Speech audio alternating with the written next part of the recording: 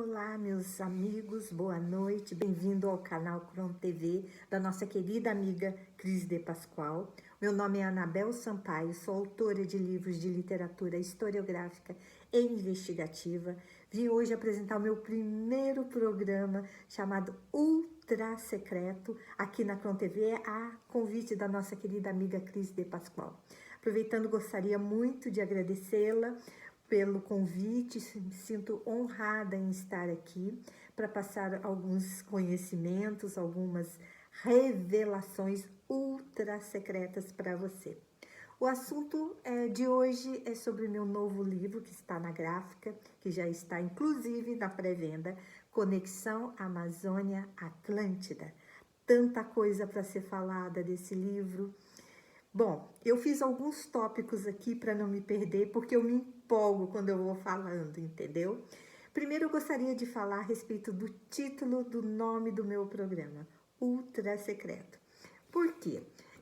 Porque a real história da humanidade, ela ficou compilada em ciências herméticas, em compêndios egípcios, em documentos secretos de várias bibliotecas de sociedades secretas e também manuscritos da Cabala que encontram-se no Vaticano e assim uma série de segredos que foram de conhecimentos que foram transformados em códigos, em criptogramas primitivos, em símbolos gnósticos e símbolos egípcios, né? E foram guardados numa linha ininterrupta, tá? De tempo, por séculos e séculos. E assim, para poder desvendar esses códigos no quais a verdade foi codificada, antigas famílias da Bavária, né, lá da Alemanha, elas chamaram um escriba para poder decodificar todo o método de ocultamento. Porém, alguns textos, né, ficaram camuflados, principalmente no Antigo Testamento, tá? No Êxodo, também em textos hebreus, do Pentateuco, em vários. Se você tiver discernimento, você consegue captar. Às vezes eu passo alguns códigos nos meus livros e é como se fosse uma teia de aranha. Um leitor, ele começa a ter discernimento com aquele código e ele revela alguma coisa para complementar as verdades que eu estou revelando no livro e que realmente anteriormente eu não tinha conseguido captar, como se fosse um quebra-cabeças. Às vezes eu coloco uma peça e um leitor lê, ele pega aquele código, ele decodifica e ele completa aquele quebra-cabeça, entendeu? Então, é mais ou menos isso que funciona. Por isso a escolha do nome do meu programa, Ultra Secreto, porque nós estamos aqui para poder desvendar tudo aquilo que não foi revelado ainda, que continua sendo um mistério para a humanidade, e desmascarar e desmentir aquilo que foi falado, que foi mentido, que foi uma mentira que foi falado, que a maior parte de tudo que foi revelado para a humanidade é mentira, ou então, assim, uma verdade parcial. Então, eu estou aqui para junto, não só eu, mas com você, para a gente poder revelar e desvendar muitos mistérios que estão por aí. E a Amazônia não é diferente. A Amazônia é um território sagrado. Eu fiz aqui um esqueminha, vocês me dão licença de eu me acompanhar, porque eu falo demais e às vezes eu fujo do assunto, né? Aquele astrólogo vidente o francês chamado Nostradamus, que nasceu em 1508, né? Ele disse que o Brasil será o celeiro da espiritualidade do mundo, que tem alguma coisa muito forte, muito poderosa, muito grande que vai acontecer nas nossas terras. Vai ser uma revelação para a humanidade. E a gente, assim, eu analisando muito sobre tudo isso, né? Sobre o que o Nostradamus falou, sobre algumas profecias apocalípticas, inclusive, eu concluí que a Amazônia realmente vai ser o celeiro da espiritualidade, porque ela tem uma história sagrada desde os hebreus que vieram para cá, quando Noé, após o dilúvio, que Noé desceu lá no monte, junto com os 3 filhos, né? O Jafé, o Cã e o Sem, eles dividiram o território do mundo, e quem ficou responsável pelas Américas foi o filho dele chamado Sem. Sem veio para cá para poder colonizar a América. Então nós temos muita presença de hebreus, os verdadeiros hebreus nas Américas. Não estou falando só da América do Sul. Hoje eu vou frisar mais a América do Sul, tá? Não vou falar muito da América Central, não vou falar muito da América do Norte, mas vou frisar na América do Sul porque tem muito, muito assunto. A Amazônia, vamos falar, todo mundo está de olho na Amazônia. A Amazônia é a manivela do desequilíbrio climático do planeta. Se houver muito desmatamento, vai desequilibrar totalmente. Quer dizer, é uma arma. A Amazônia acaba sendo um gatilho para poder mexer no mundo inteiro. Tá? Então, por isso, não só por isso, ela tem um poder muito grande. Ela foi chamada pelos antigos hebreus de Quesil, tá? O que quer dizer Quesil? Quesil quer dizer um portal dimensional que dá direto na constelação de Órion. A parte eletromagnética, a parte magnética da tela, da treliça da Terra. A Terra é envolta por uma treliça eletromagnética. E justamente na Amazônia, a Amazônia é essa treliça magnética da Amazônia. Ela confere como está em cima, está embaixo. Isso quem falou foi Trismegisto. E realmente, como está em constelação de Órion, que é uma constelação que abrange principalmente o hemisfério sul, mas também, lógico que no norte consegue visualizar algumas estrelas da constelação de Órion.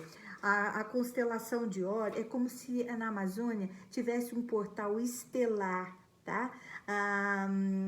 Cujas estrelas, as estrelas são visíveis no hemisfério sul e no hemisfério norte. E ela tem uma pulsação radial, principalmente da estrela eu não sei pronunciar, é Betelgeuse, uma das maiores estrelas da constelação. Ela está configurada com a Amazônia. Tá? E essa estrela, que é um portal interdimensional, ela foi citada em Gênesis 28, 11, 17, 19. Betel foi mencionada nesse trecho de Gênesis. Além de tudo, a Amazônia passa a linha do Equador. Isso é muito importante. Madame Blavatsky disse que existe uma grande plataforma intraterrena, principalmente no meridiano 60, e onde está localizado, por onde passa a linha do Equador. A linha do Equador, ela passa nos estados do Pará, no estado da Amazônia, lá em cima, né, Roraima. Ela passa nessa região, justamente ela cruza a bacia amazônica, dando uma força maior, porque para cidades intraterrenas, para cidades perdidas, o que vale não é a geografia, não é se ali tem um rio, não é se ali tem um oceano, não é se ali tem terra, não é nada disso que conta para os intraterrenos, e sim o aspecto de rotação da Terra, e sim a incidência solar naquele lugar, e também a incidência e a inclinação do eixo terrestre, o que favorece muito quando é na linha do Equador. A linha do Equador também é muito importante devido à deflexão da força Coriolis. O que seria a força Coriolis? A força Coriolis, ela está muito ligada à rotação da Terra. De certa forma, ali é a metade bem do hemisfério norte e hemisfério sul, ali onde passa a linha do Equador. Ali tem uma inércia, tem uma forma inercial da rotação da Terra, justamente naquele lugar. Até falam, né, lá no Amapá, que o ovo para em pé devido à força Coriolis. Então, a descarga, ela é o sentido contrário, né? Não é no sentido que o resto do país tem. Bom, isso são crenças que eu não posso comprovar, mas os habitantes da região que entre ali, né, das imediações de onde passa a linha do Equador, as pessoas contam que é assim. Então, essa força, essa deflexão da força Coriolis, ela é muito importante para os intraterrenos.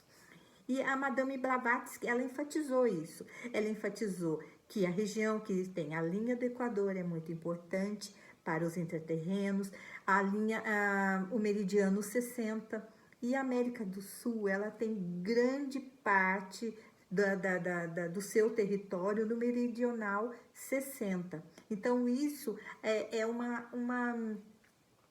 um indício muito grande, né, que existe uma civilização que vem desde lá, se estende por debaixo do oceano, né, uma base, uma plataforma de cidades intraterrenas debaixo da nossa Amazônia, tá? É o que nós chamamos de Acacor. Acacor não é uma cidade, Acacor é uma plataforma de muitas cidades intraterrenas de um povo. De onde que pode ter vindo esses intraterrenos? De onde? Daí entra Atlântida, tá? Atlântida, por onde? Atlântida ainda é um mito. Atlântida ainda não foi encontrada, tá? O que nós sabemos de Atlântida veio por parte de Platão. Platão, ele foi amigo, foi parente, a sexta geração após Solon, tá?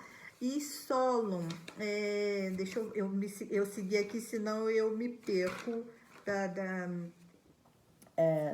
coisa.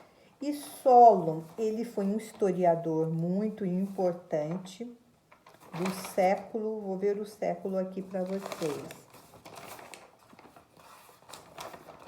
Então,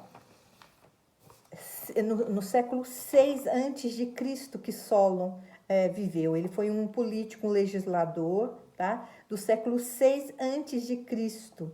E ele viveu 6 gerações antes de Platão. E ele era da família de Platão. Então, os familiares de Platão guardaram muitas informações sobre a ilha de Atlântida.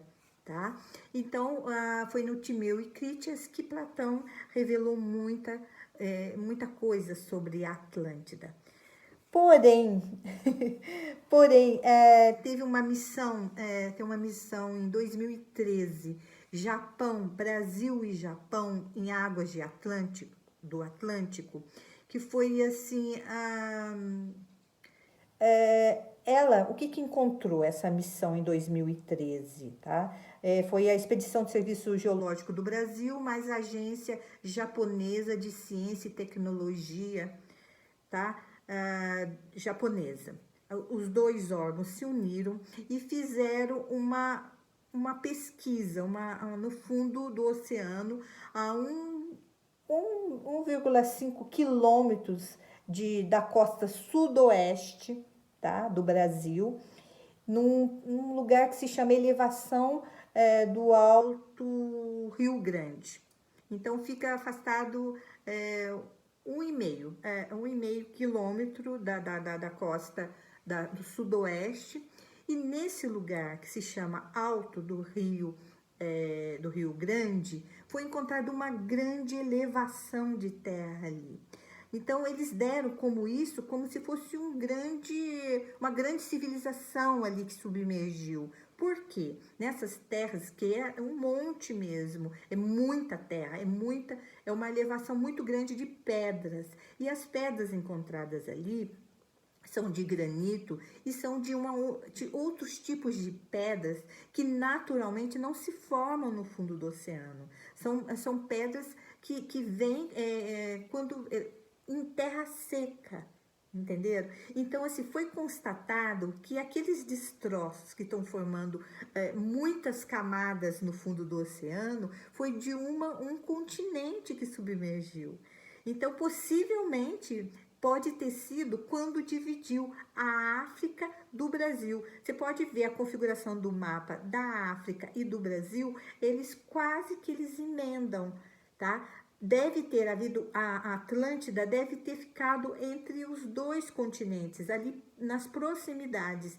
E eu acredito muito, né? A gente tem vários indícios, várias provas arqueológicas que foi dividido com esse cataclismo gigante que teve, né? Separou os continentes e submergiu Atlântida. E o que aconteceu? Os Atlantes, os sobreviventes de Atlantes, eles foram para as colônias de Atlantes, foram para vários territórios. Alguns foram para o Egito, que formou aquela civilização avançadíssima do Antigo Egito. Outros, uns foram para a Ásia e outros vieram para a América do Sul. Então, nós temos colônias de Atlantes que vieram e, por causa de tudo que passaram, eles começaram a fazer civilizações intraterrenas. São essas civilizações avançadíssimas, como a do Antigo Egito, tá? Que eles começaram a fazer plataformas intraterrenas. São os colonizadores atlantes que fizeram isso. Dessa forma, na bacia amazônica, pode ter monumentos grandiosos, assim como tem no Antigo Egito. Né? E a gente tem mesmo na Amazônia, a gente tem as pirâmides na Amazônia. Nós temos confirmadas, eu tenho figuras rupestres da Amazônia que comprovam que ali existiu e existe uma grande civilização que deu origem a todas as civilizações avançadas da América, da Mesoamérica e mesmo da América do Norte. Tá? Os incas, os astecas, os maias, todos eles originaram dessa civilização que originou, que veio de Atlântida, são originários dos colonizadores de Atlântida. Nós, assim, na Amazônia, nós temos as pirâmides da Amazônia, que estão localizadas bem em cima, bem lá, no alto do Rio Negro. E no alto do Rio Negro, nós temos muitos indícios de que essa civilização está ali, os monumentos estão soterrados, estão encobertos pela vegetação, pela floresta, eles estão ali. Grandes pirâmides do mundo, como a do México, como em outras, estavam debaixo de vegetação, estavam cobertas por moluscos, por uma vegetação que vai se formando, né? Que formam as matriocas, como se fossem aquelas bonecas russas, uma dentro da outra. Tá? A pirâmide da Amazônia, que são 3, as pirâmides da Amazônia são 3, e elas estão recobertas por moluscos, recobertas por vegetação. No meu livro eu faço a comparação de outras pirâmides pelo mundo, que está da Bósnia, do México, e a comparação com a pirâmide do Brasil, a pirâmide da Amazônia. Não há diferença, não há nenhuma diferença entre essas pirâmides. E tem, assim, demarcações no solo, tá? Que provam muito que ali, porque quando tem 3 pirâmides, geralmente as pirâmides, elas formam um circuito, tá? Elas são sempre perto de um grande rio, elas estão perto de um lago, porque elas fazem um circuito elétrico, tá? Para geração de energia. E nós temos tudo ali na Amazônia, inclusive o rei Salomão foi encontrado.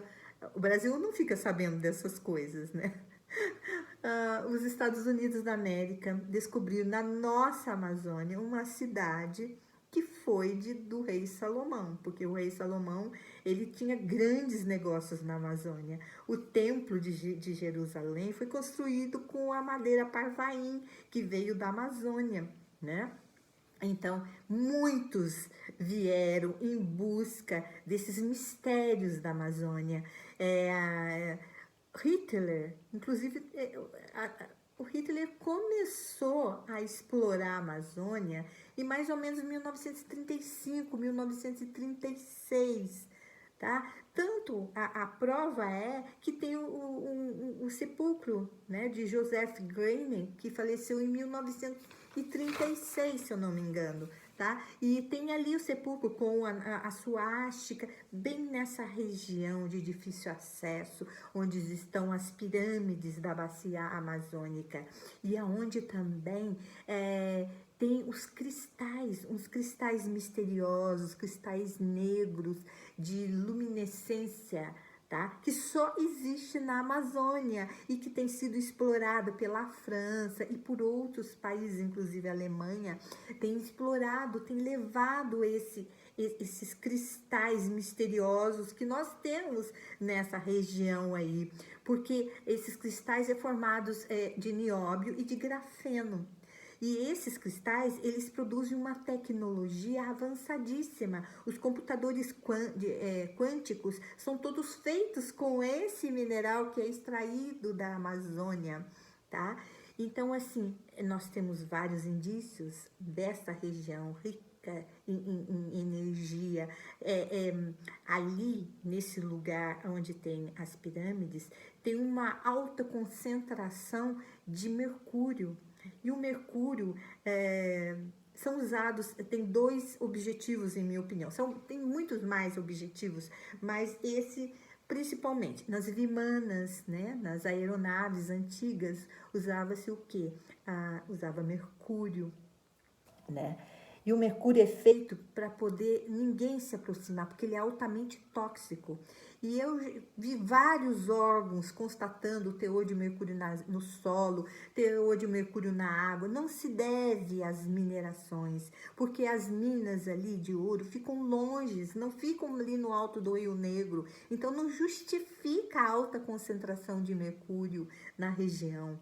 E vários monumentos pelo mundo são inexplorados justamente pela alta concentração de mercúrio, que é altamente venenoso para o homem, né? Então, nessa região tem muito mercúrio, essa região que tem esses indícios todos que eu estou citando no meu livro, bem perto dessas pirâmides. E o Hitler, como eu estava te falando, o Hitler, ele era tão ficcionado, mas tão ficcionado em Atlântida e na raça ariana que, deixa eu ver o ano aqui, deixa eu ver uma coisa para poder falar para vocês. Eu fiz um resumo, mas é tanta coisa no meu resumo que eu perco o resumo. O Hitler, em 1931, em uma cidade... Bremen, o nome da cidade, 1931 mesmo. Ele formou a cidade House Atlantis, que funcionou o Instituto Alemão para Estudos de Atlântida. Olha para vocês verem como Hitler sabia muito. Ele não era simplesmente um louco, não. Ele sabia, ele tinha muitas informações das antigas famílias da Bavária que trouxeram esses segredos para ele. Então, ele sabia que na Amazônia tem coisas muito interessantes que não foram descobertas ainda. E desde 1930, né, 31, ele já montou o Instituto Alemão para Estudo de Atlântida, que é um prédio muito grande, que tem uma unidade, é uma unidade especializada da SS, tá? E assim, ele começou para o Brasil, foi em 1934, 35, e na época era Gaspar Dutra, ele conseguiu a anuência do governo brasileiro. Eurico Gaspar Dutra, na época, era ministro de guerra e autorizou Hitler a vir para cá para procurar a raça ariana.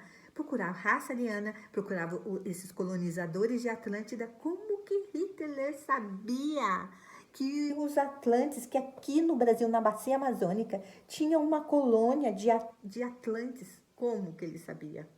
Pois é. E era tão ficcionado que foi esse instituto, o instituto lá nessa cidade chamada Brenner, da Alemanha, ela tem toda a característica de Atlântida, com aqueles anéis circulares, ela faz toda uma imitação, né?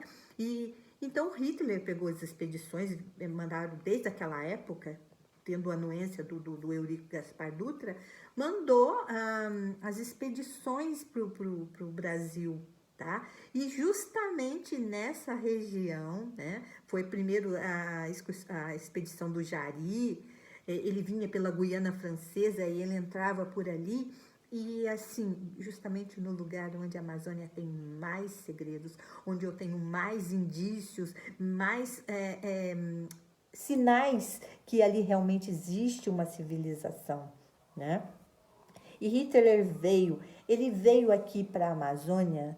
Ele fez em torno de 7 expedições. Inclusive, ele mandou 1.500 soldados nazistas para a Amazônia. Tem muitos índios na Amazônia que são loiros de olhos azuis, filhos desses soldados nazistas que vieram aqui para a Bacia Amazônica, para vocês terem uma ideia, né, de como o que Hitler encontrou ali, que ele precisou mandar 1.500 soldados nazistas para vigiar ali. Ele encontrou alguma coisa, com certeza que ele encontrou.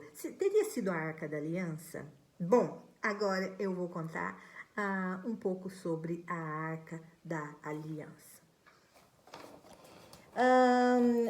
Os hebreus, né, vieram para cá, a família, o filho de Noé chamado Sem, ele veio para a América, tem todas as provas, o meu livro narra sobre tudo isso, tem tribos que têm costumes hebraicos da circuncisão, tem na Argentina um azulejo que tem o nome da esposa de Moisés, tem o nome Zebulon, que é uma das tribos, né, das 12 tribos.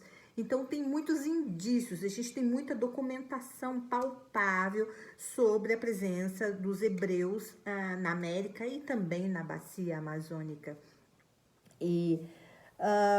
Então, assim, a Arca da Aliança foi o seguinte: o rei Salomão, desde a época do rei Davi, né, eles já vinham para a Amazônia. Os fenícios, né, mandaram embarcações aqui para o Brasil em 993 anos antes de Cristo.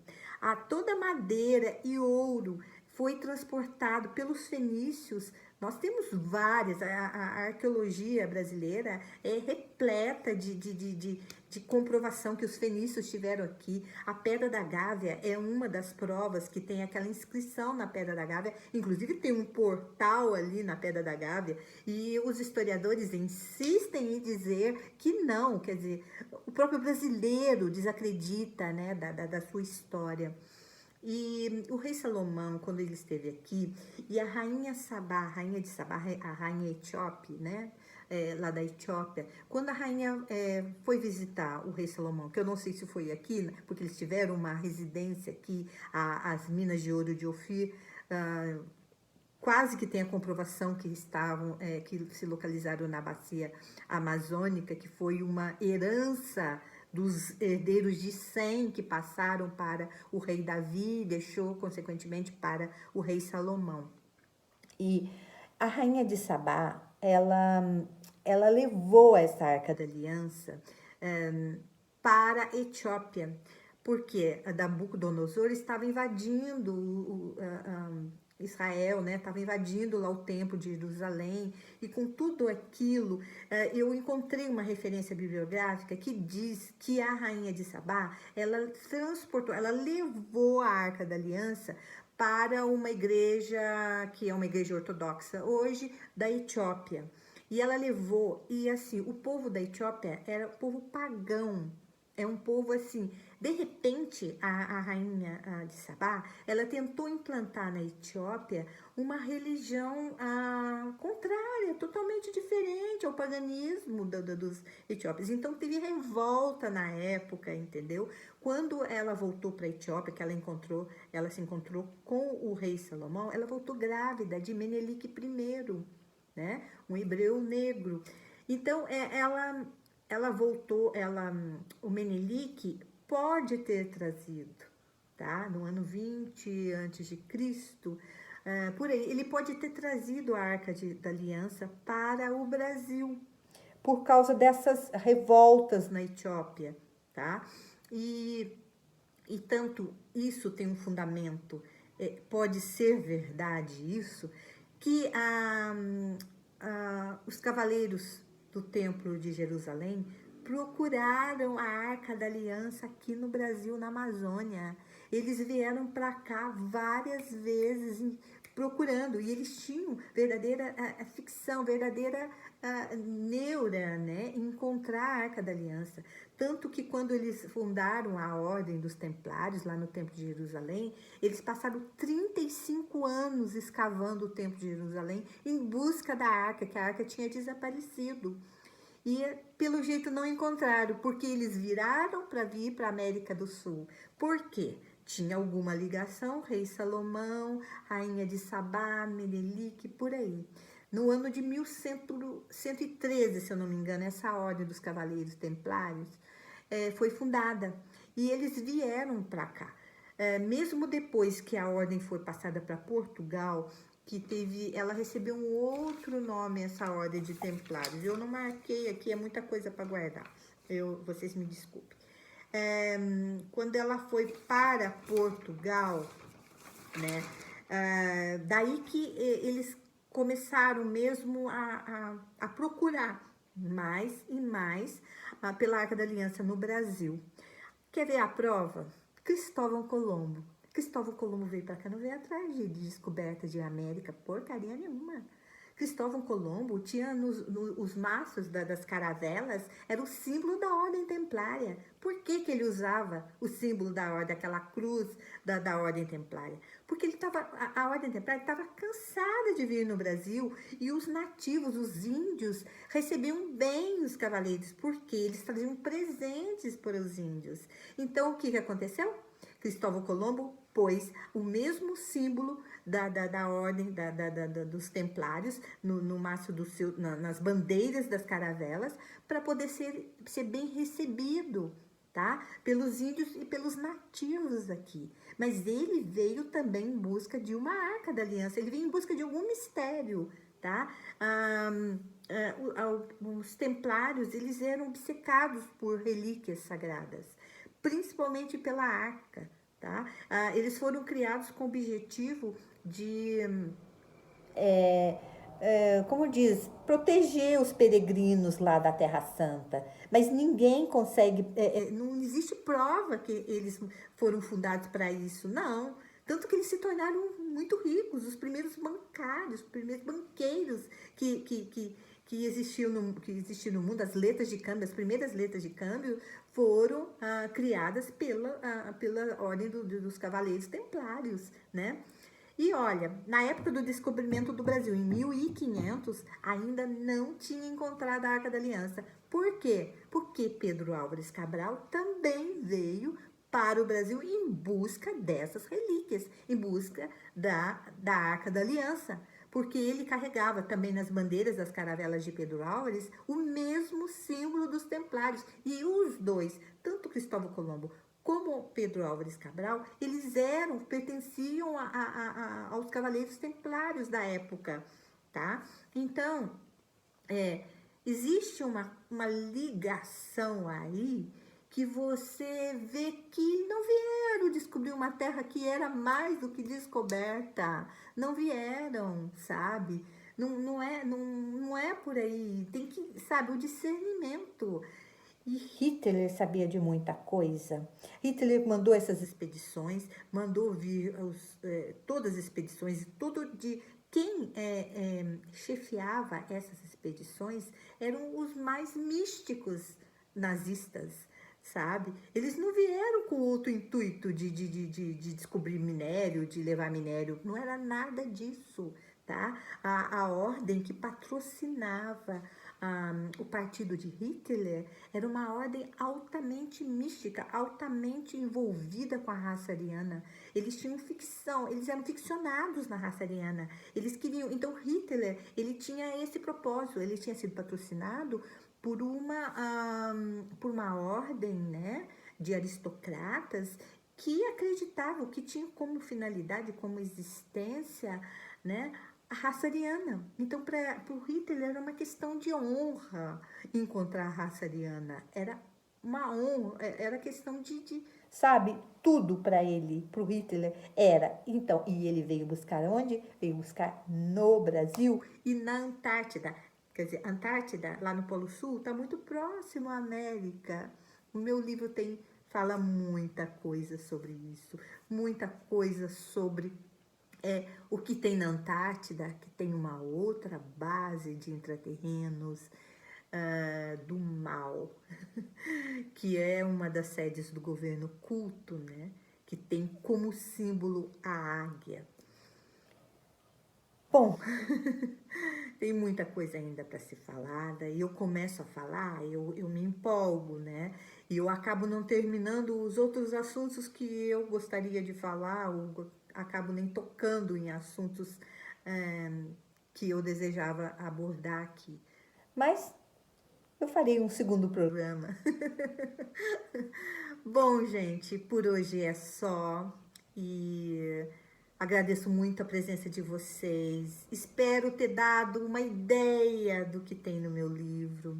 Tem muito mais, tem muito mais. Tem muitos documentos. Eu não sou enciclopédia ambulante, então eu não guardo os nomes, as datas, onde encontrou, quais são as peças arqueológicas mais importantes sobre isso, né?